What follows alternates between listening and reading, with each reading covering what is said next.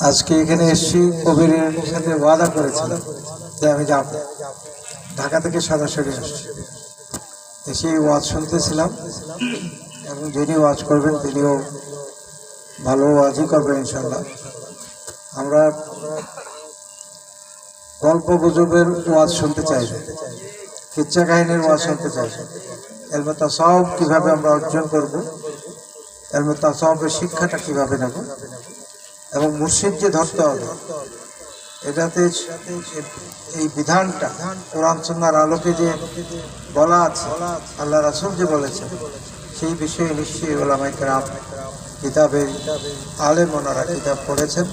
কিতাব দিয়ে সেই ওয়াজগুলি আপনাদের মাঝে পড়বেন, সেটাই আমি বিশ্বাস করি।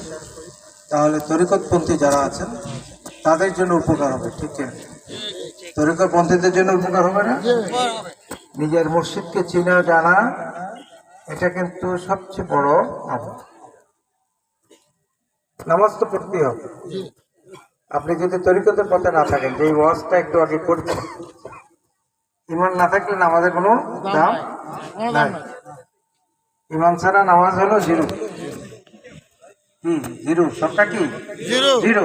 আর ইমান থাকলে সংখ্যা একের সাথে শূন্য একটা পড়লে 10 গুণ বেড়ে যায়, 10 হয়।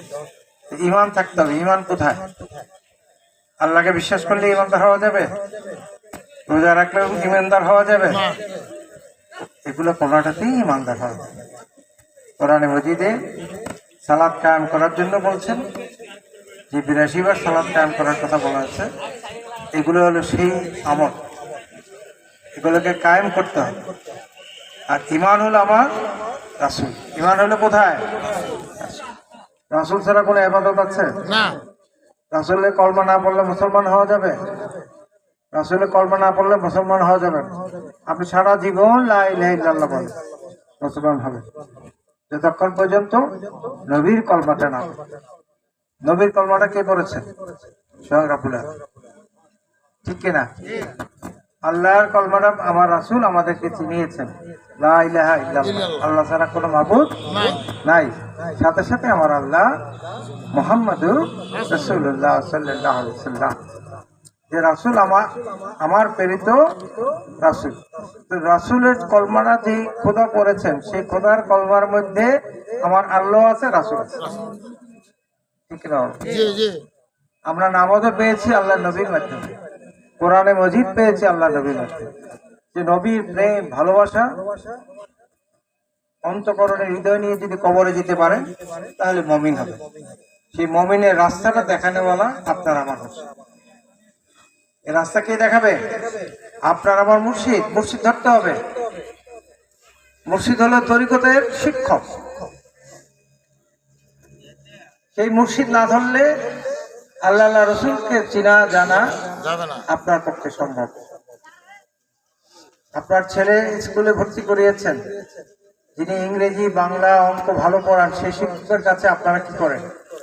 টাকা দিয়ে ওই শিক্ষকের কাছে পড়ান। আপনার কাছে তো বই আছেই, আমার শিক্ষকের কাছে পড়াচ্ছেন কেন? কারণ ওই সন্তান জানে না এই শব্দটার অর্থ কি, এই সন্তান জানে না এই প্রশ্নের উত্তরটা কোথায়। সেই জন্য আপনি শিক্ষক নিয়েছেন। ওই শিক্ষকের কাজ হলো সবকিছু আপনার সন্তানকে বুঝিয়ে দাও। এই দুনিয়াবী শিক্ষার জন্য যেমন ওস্তাদ ধরতে হয়, তেমনি আল্লাহ রসুলকে চেনার জন্য আপনাকেও একজন পীর মুর্শিদ ধরতে হবে। যারা এখনো ধরেন নাই, দয়া করে অনুরোধ করবো, একজন সুন্নি পীর, যেই দরবারে মিলাদ কিয়ামত হয়। অনেক পীর আছে বাংলাদেশে, অনেকে নাম জানেন, লাফাই লাফাই জিকিরও করে মাঝে মাঝে, কিন্তু নবীর মিলাদ করে, নবীর মিলাদ করে না। এই সকল পীর দাবি করে নবীর মিলাদ করে না, নবীজিকে নূর মানে না, হাজির নাজির মানে না, তাদের দরবারে যাবেনও না, তাদের ওয়াজ এই এখানে যারা প্রবেশ করেছেন বা বাইকে যারা শুনছেন, উলামায়ে আহলে সুন্নাত যা বলবেন ঈমানকে তাজা করার জন্য। ঈমানে ত্রুটি থাকলে এখান থেকে মুমিন হয়ে বাড়িতে যাবে। আর ওই ধরনের আলেমদের ওয়াজ শুনলে মুমিন হয়ে ঢুকলেন, বেঈমান হয়ে বাড়িতে যাবেন। ঠিক না? অতএব সুন্নি উলামায়ে আহলে সুন্নাত তাদের ওয়াজগুলি ভালোভাবে শুনবেন, শোনার অনুরোধ রইল। এবং সুন্নি ইমামদেরকে, সুন্নি আলেমদেরকে সকলেই ভালোবাসার চেষ্টা করবেন। আল্লাহ পাক যেন আমাদের সেই তৌফিক দান করে সকল বলি। সূরা ফাতিহা একবার পড়ি, সূরা ইখলাস শরীফ 3 বার।